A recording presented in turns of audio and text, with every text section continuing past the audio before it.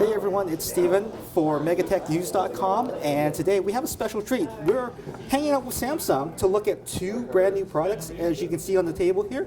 The first one is the Note 3, brand spanking new, and we also have the highly anticipated Galaxy Gear Watch. I've got a special guest here to take us through all of them, so let's get to it.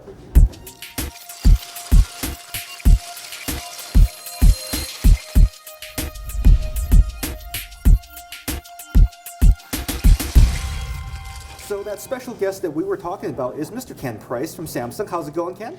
Great, thank you, Stephen. Thanks for the opportunity to come out and talk to you. Not a problem. So as I understand, you have two brand new products to show off to us. Let's start with the biggest one of all, which is the Note. How does it feel to be right about big phones being cool? Well, I think that's somewhat of a vindication. I don't mind saying when we first came out with the first Note, it was not without its controversy, but I think certainly what's happened is that folks are able to or have appreciated the fact that as communication has become more visual, as they're trying to run multiple applications on their device, that they're certainly better served with a device that gives them that real estate and horsepower. And that's really what the Note family has been all about. So here it is, our third generation product. And from a design and detailing point of view, first of all, I hope that's the first thing that folks will notice, is that we have a device that's a little narrower, a little longer, but has a 5.7 inch versus 5.5 inch screen, and also has a look and feel that feels absolutely premium. And sort of has a leather finish on the back of it, sort of a leather feeling finish, has a sort of stitching around the outside, and the way that we've sort of done a metallic banding around it, makes the device feel in all ways comfortable in your hand and also premium. Note 2 to Note 3, what are we talking about in terms of improvements? Sure. Well, first of all, the fact is, processors are getting ever more efficient, and so is the screen technology. So even as we've put more resolution, more pixels per inch, and into the screen technology, even as we've gone to more powerful processors, are actually more efficient than ever before. And we have also tried to keep pace by putting in an even larger battery. So this one's 3,200 milliamps, and you can see that you can still get at it. So if you needed to carry more than one, if you wanted to do that, you could, and you can also still expand memory in the back of the device through being able to add an extra SD card. So while I was back there, I thought I would point that out. The battery is also the way in which we deliver NFC, so this is a fully NFC capable device as well. Now the Note 3 has some very interesting upgrades from the Note 2. Can you show us a couple of them? Sure. I think the hardware is one aspect that I talked about. So the quad-core processor is 2.3 gigahertz. It has 3 gigs of onboard memory, that's RAM. It has 32 megs gigs of internal storage, and the reason for that is simple. We think that people are going to want to do more with this device. This is intended for premium smartphone users, and it's intended to invite the use of multi-applications, and so it's very simple to set up and use sort of multiple windows at the same time, either using the multi-window functionality or by actually drawing a floating window on top using the S Pen functionality. To me, that's the second part of the story about this product. In addition to being absolutely cutting edge in terms of hardware, it also supports this S Pen capability, and this is our third generation. And so you remember with the original Note, we set out to replace paper and pen, or at least to try to make it as simple to use as using paper and pen. And through the S Note functionality, we think we've done that, but we've also added some interesting applications that really only the pen can take advantage of. And you can see that we've continued with this ability to sort of hover and have programs recognize the fact that the pen is hovering over the screen rather than even touching, so I can preview items. So this is an air view, sort of the action memo, a scrapbooker. There's an ability to screen capture, to search on the device, and something maybe I'll start with called the pen window. And the pen window is a simple way to create another floating window on top of what you're doing. So let's say I'm writing a note, or I'm reading an email, and I just want to make a quick calculation. So I just press this pen window, I draw approximately where I want that to be and approximately the size, and it'll gives me these choices. So let's say I hit calculator, for example, and you can see that it's created a little window right on top of the rest of the applications that I might be running. So that kind of access to utility is one thing that we thought of in terms of bringing the pen forward. And being able to do this simple clicking to access some of those commands, that was a way in which we wanted to make sure that people could get at applications, even ones that that we've created and improved over past generations, even easier in terms of the navigation. So what used to take me multiple clicks, now I can get at in 1 or 2 motions. You know, with the YouTube generation, we're always sending links to each other. What's the latest viral video? You showed me a really cool feature where you were able to send me that link in an S note. That's right. Basically, we have this scrapbooking functionality, and I'm just going to call up, because I'm not a great upside down reader. Let me just sort of, so let's say I just do a simple search on Vancouver. I'm traveling in Vancouver and I want to share that experience.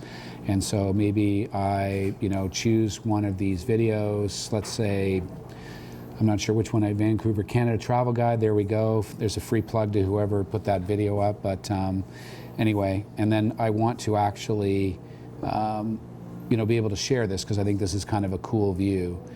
And what I can do now is I can actually call up those, again, that little air window. Scrapbooking is one of the things that I want to do, because really what I want to do is capture this video, put it into a document, make a little notation, tag it, and send it.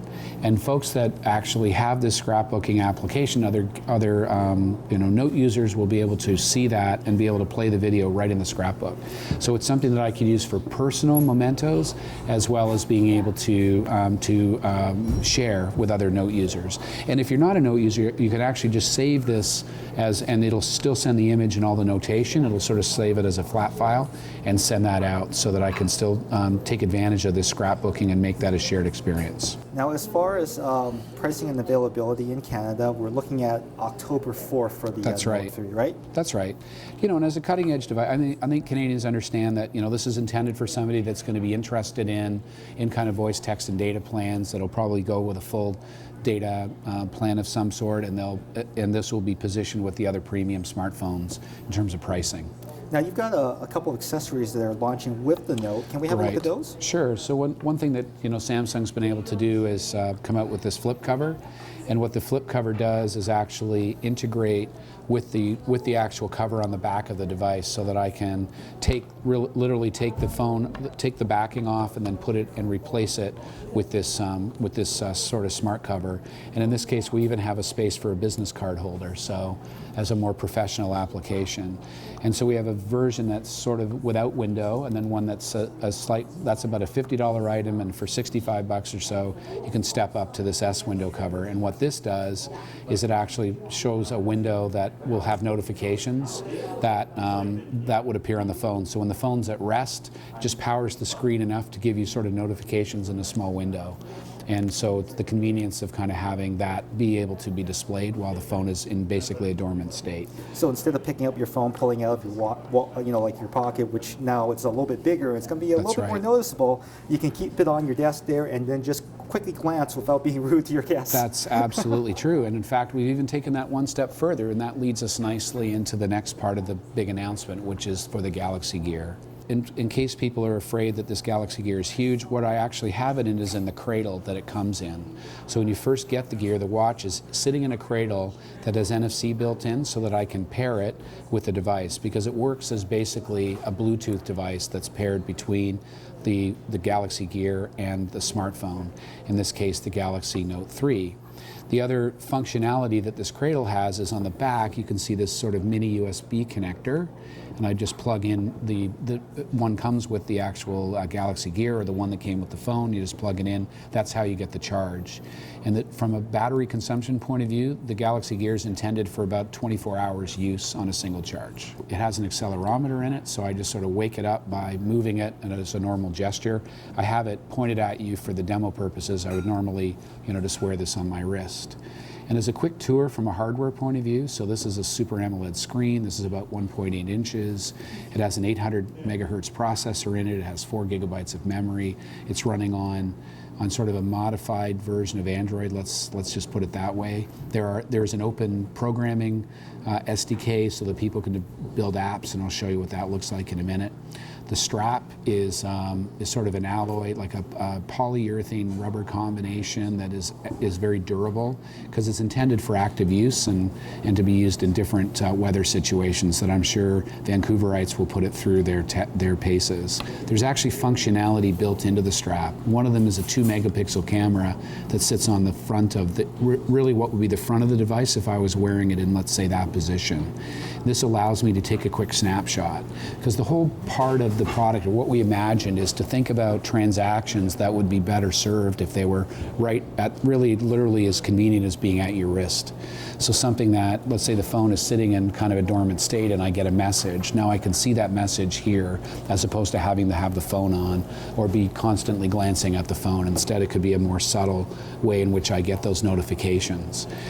Or to be able to take a picture quickly. It's still something that is well done on a smartphone, and we're not replacing the camera functionality of a smartphone on here, but the more snapshot or quick video memo, those are things that could be better served if it was a 1 or 2 step navigation process.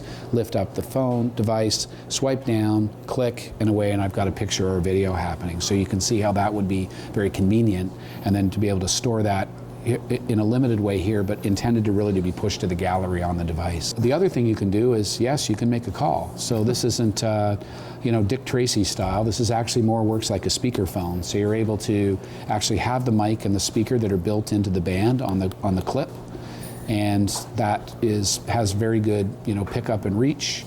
So that if I were wearing the device in a very natural way, let's say sitting here like this, I'd be able to carry on a phone call, much as I would if I had the smartphone at a similar distance. And that's maybe what I would use as the litmus test in terms of the distance. So I don't have to have it right up to my face or at my ear or anything else that seems awkward. You can use the phone in a very natural way. But I think for me, it's in a very natural, 2 hands on the wheel, or if I'm just sort of having a conversation like this, I would be able to carry on a phone call like that. Swipe down, and then I'm in the camera mode.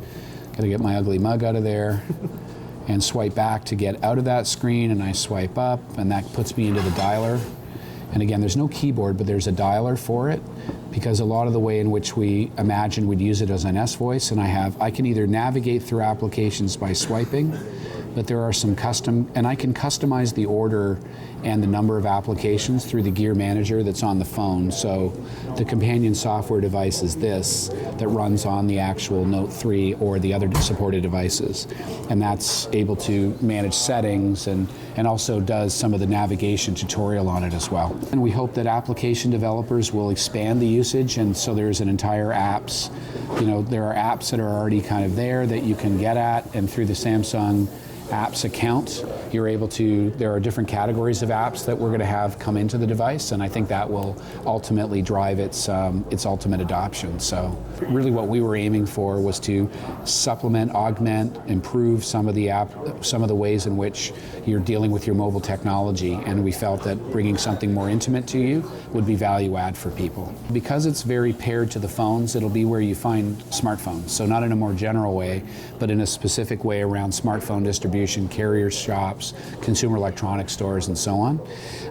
In terms of availability, the Note 3 will be in general availability starting Friday, October the 4th. The Gear will take a couple more weeks to get to general availability. You'll start to see them in stores on the 4th, and it'll become more generally available by the middle of October. Then the pricing, we're going to, the MSRP is going to be $329, and it'll come in 3 colors. The orange one that I have to show you today, and then the white and the black that would be similar in the finishes that I'm showing you on the cases. So if you could imagine that the bands are black or the band is white, it's those 3 color choices that are going to be available for the Galaxy Gear. I'm Stephen with MEGATechNews.com. Thanks for watching, and look forward to some reviews and some more news on these 2 devices coming up really soon.